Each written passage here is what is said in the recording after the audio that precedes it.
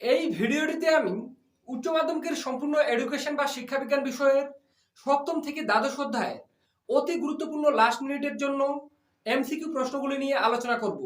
আশা রাখি তোমরা প্রত্যেকে উচ্চ মাধ্যমিকের এডুকেশন বা শিক্ষাবিজ্ঞান বিষয়ের প্রথম থেকে ষষ্ঠ অধ্যায়ের অতি গুরুত্বপূর্ণ 75টি এমসিকিউ প্রশ্নের ভিডিওটি আমার মেন চ্যানেলে দেখে নিয়েছো। আর এই চ্যানেলে আমি তোমাদের সপ্তম থেকে দ্বাদশ অধ্যায়ের অতি গুরুত্বপূর্ণ শেষ মুহূর্তের জন্য এমসিকিউ প্রশ্নগুলি নিয়ে আলোচনা করব।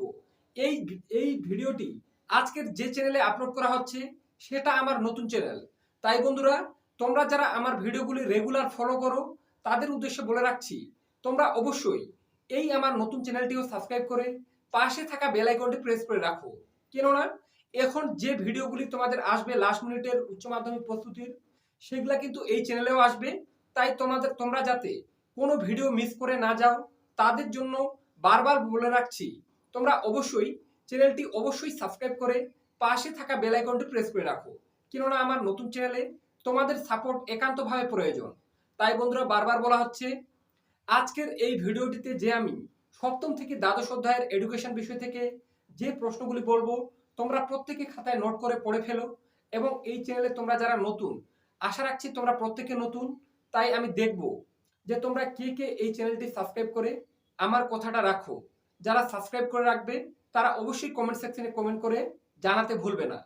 তো বারবার বলে রাখছি বন্ধুরা, এডুকেশন বিষয় থেকে দুটো ভিডিও আমি মেন চ্যানেলে প্রথম থেকে ষষ্ঠ অধ্যায়ের 75টা এমসিকিউ প্রশ্ন নিয়ে ভিডিও বানিয়েছি।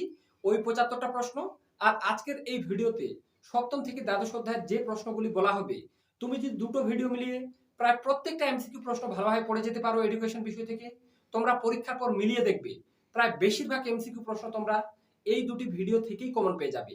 তো কাজেই বন্ধুরা, তোমরা সামনের এডুকেশন পরীক্ষায় ভালো রেজাল্ট করতে চাও তারা অবশ্যই ভিডিওটি প্রথম থেকে শেষ পর্যন্ত দেখতে থাকো। এবং অবশ্যই যারা চ্যানেলে নতুন, আশা রাখি তোমরা প্রত্যেকে নতুন, তারা অবশ্যই এই চ্যানেলটি সাবস্ক্রাইব করে কমেন্ট সেকশনে কমেন্ট করে জানাতে একদম ভুলবে না যে তোমরা চ্যানেলটা সাবস্ক্রাইব করলে কি না। তো চলো ভিডিওটি শুরু করা যাক। তো চলো বন্ধুরা, এডুকেশন বিষয় থেকে সপ্তম থেকে দ্বাদশ অধ্যায়ের অতি গুরুত্বপূর্ণ এমসিকিউ প্রশ্নগুলিও দেখে নেওয়া যাক। আশা রাখছি তোমরা আমার মেন চ্যানেলে প্রথম থেকে ষষ্ঠ অধ্যায়ের এমসিকিউ প্রশ্নের ভিডিওটি দেখে নিয়েছো। তোমরা যারা প্রথম থেকে ষষ্ঠ অধ্যায়ের এমসিকিউ প্রশ্নগুলি দেখোনি তাদের উদ্দেশ্যে আমি আজকের এই ভিডিওটির ডেসক্রিপশন বক্সে একটা লিঙ্ক দিয়ে রাখবো। ওই লিঙ্কে ক্লিক করলে তোমরা প্রথম থেকে ষষ্ঠ অধ্যায়ের এমসিকিউ প্রশ্নের ভিডিওটিও দেখে নিতে পারবে। তো চলো দেখে নেব সপ্তম অধ্যায়ের অতি গুরুত্বপূর্ণ এমসিকিউ প্রশ্নগুলি। তো দেখে নাও, কোঠারি কমিশন ও ভারতের আধুনিক শিক্ষা ব্যবস্থা। সপ্তম অধ্যায়ের প্রশ্ন ৭৬-এর দাগে। ৭৫টি প্রশ্ন নিয়ে কিন্তু আমি আগেই আলোচনা করেছি বন্ধুরা, বারবার বলা হচ্ছে তোমরা যাতে বুঝতে পারো। ৭৬-এর দাগে জাতীয় শিক্ষা কমিশন গঠিত হয় কবে? উত্তর ১৯৬৪ সালে। এরপর ৭৭-এর দাগে জাতীয় শিক্ষা কমিশনের সময়সীমা কত ছিল? উত্তর ১৯৬৪ থেকে ১৯৬৬ সাল। ৭৮-এর দাগে কোঠারি কমিশনের সুপারিশ অনুযায়ী উচ্চ মাধ্যমিক স্তরের সময়কাল কত? উত্তর ৩ বছর। ৭৯-এর দাগে শিক্ষাক্ষেত্রে +2 স্তরের সুপারিশ করে কোন কমিশন? উত্তর ভারতীয় শিক্ষা কমিশন। এরপর দেখুন ৮০-এর দাগে কারিগরি শিক্ষার সঙ্গে সম্পর্কিত একটি সংস্থার নাম লেখো। উত্তর AICTE। এরপরে দেখে নেব ৮১-এর দাগে কোঠারি কমিশন বা ভারতীয় শিক্ষা কমিশন বিদ্যালয় শিক্ষার কয়টি স্তরের কথা বলেছে? উত্তর 4টি। ৮২-এর দাগে কিল্ডার গার্ডেন হলো কি ধরনের শিক্ষা প্রতিষ্ঠান? উত্তর প্রাক মাধ্যমিক। ৮৩-এর দাগে কমন স্কুল গঠনের কথা বলেছেন কোন কমিশন? উত্তর ভারতীয় শিক্ষা কমিশন বা কোঠারি কমিশন।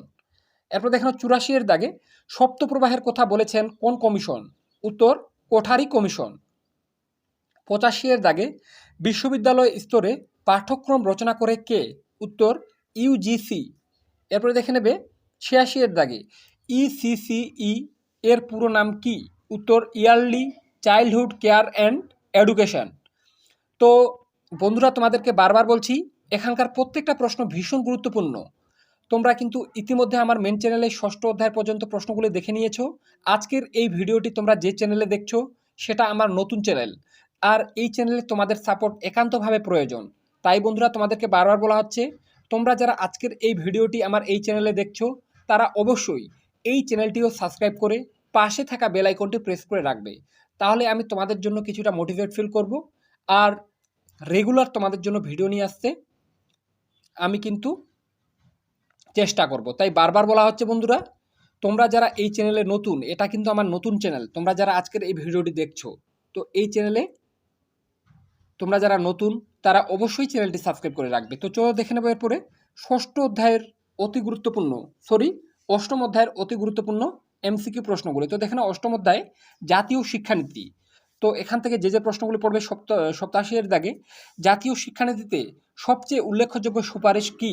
উত্তর, চাকরির সঙ্গে ডিগ্রির বিচ্ছেদ। 88 এর দাগে, অপারেশন ব্ল্যাকবোর্ড কোন শিক্ষা কমিশনে বলা হয়েছে? উত্তর, কোঠারি কমিশনে। 89 এর দাগে, অপারেশন ব্ল্যাকবোর্ড কোন স্তরের শিক্ষার জন্য কর্মসূচি? উত্তর, প্রাথমিক। 90 এর দাগে, নবোদয় বিদ্যালয় গঠনের সুপারিশ হয় কোন কমিশনে? উত্তর, জাতীয় শিক্ষানীতিতে। 91 এর দাগে, বিদ্যালয় স্তরে পাঠ্যক্রম রচনা করে কে? উত্তর, NCERT। এবার দেখো 92 এর দাগে, স্বশাসিত কলেজ গঠনের কথা কোন কমিশনে বলা হয়েছে? উত্তর, জাতীয় শিক্ষানীতিতে। এরপর দেখে নাও 93 এর দাগে, ইন্দিরা গান্ধী মুক্ত বিদ্যালয় প্রতিষ্ঠিত হয় কবে? উত্তর, 1985 সালে। 94 এর দাগে, প্রোগ্রাম অফ অ্যাকশন গঠিত হয় কবে? উত্তর, 1992 সালে। এরপর দেখে নেব 95 এর দাগে, রামমূর্তি কমিটি গঠিত হয় কবে? উত্তর, 1990 সালে। এরপর 96 এর দাগে, জনার্দন রেড্ডি কমিটি কত সালে গঠিত হয়? উত্তর, 1992 সালে। 97 এর দাগে, ইউজিসি এর পুরো নাম কি? উত্তর হয়ে যাবে ইউনিভার্সিটি গ্রান্টস কমিশন।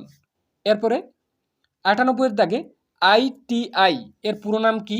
উত্তর, ইন্ডিয়ান ইনস্টিটিউট অফ টেকনোলজি। এরপর দেখে নেব 99 এর দাগে, NCERT এর পুরো নাম কি? উত্তর, the national council of education research and training. এরপরে 100 এর দাগে, NCTE এর পুরো নাম কি? উত্তর হয়ে যাবে national council of teacher education. প্রত্যেকটা প্রশ্ন গুরুত্বপূর্ণ বন্ধুরা, একটাও বাদ দেবে না, প্রত্যেকটা প্রশ্ন ভালোভাবে রেডি করে যাবে। আর তোমরা যারা এই চ্যানেলে নতুন ভিডিও দেখছো তারা অবশ্যই চ্যানেলটি সাবস্ক্রাইব করে রাখবে, কেননা আমার এই চ্যানেলে তোমাদের সাপোর্ট একান্তভাবে প্রয়োজন। এটা আমার নতুন চ্যানেল, তোমাদেরকে বারবার বলা হচ্ছে, তোমাদের লাস্ট মিনিটের অতি গুরুত্বপূর্ণ ভিডিওগুলি কিন্তু এই চ্যানেলেও আসবে। তাই অবশ্যই তোমরা এই চ্যানেলটি সাবস্ক্রাইব করে পাশে থাকা বেল আইকনটি প্রেস করে রাখবে।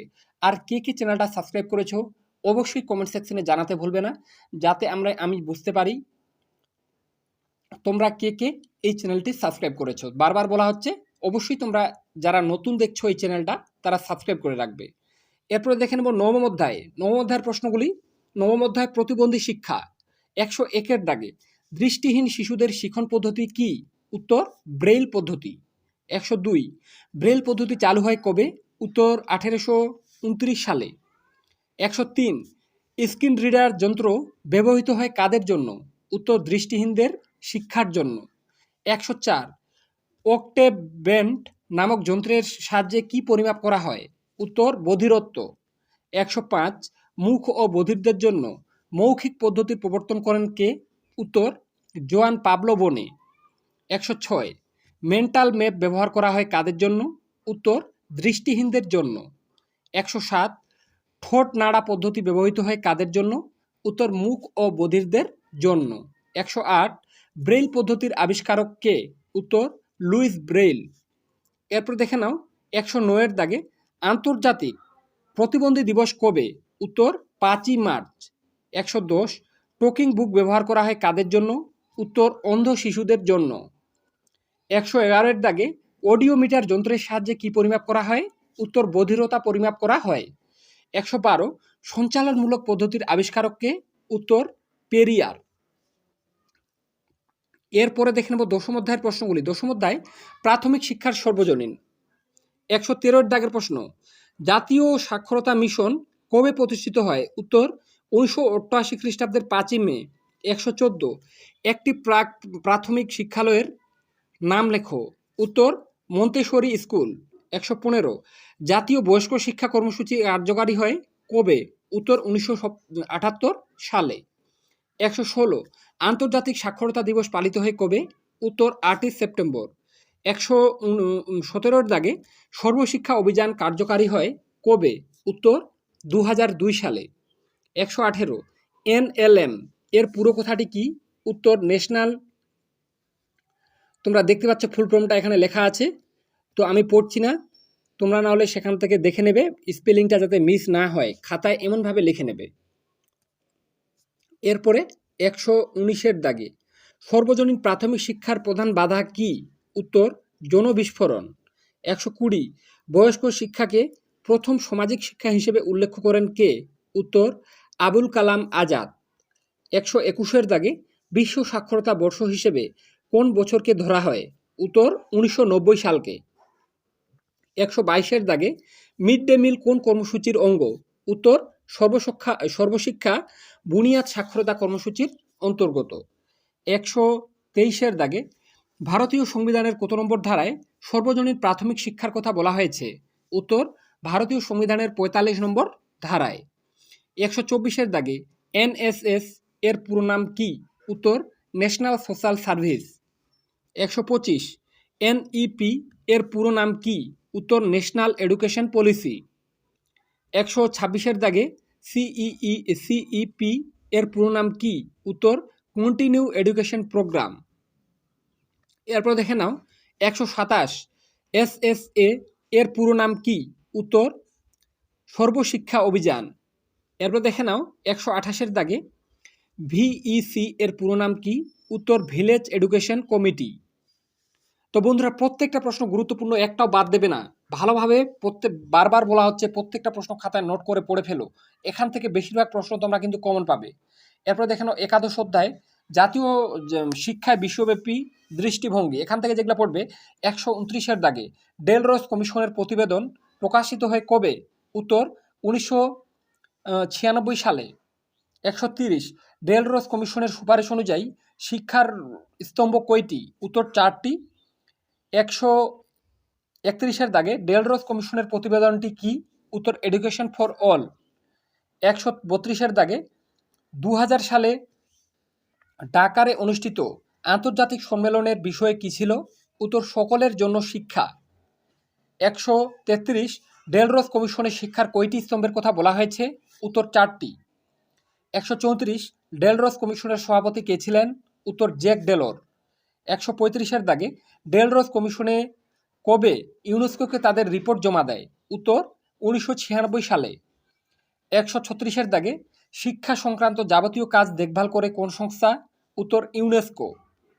137-এর দাগে বুনিয়াদী শিক্ষার পরিকল্পনা করেছিলেন কে? উত্তর গান্ধীজি 1937 সালে। 138-এর দাগে ইউনেস্কো কোন সংস্থায় অন্তর্গত? উত্তর ইউএনও। 139-এর দাগে ডেলরস কমিশনের সদস্য সংখ্যা কতজন ছিল? উত্তর 14 জন। 140 ইউনেস্কো গড়ে ওঠে কবে? উত্তর 1945 খ্রিস্টাব্দের 16ই নভেম্বর।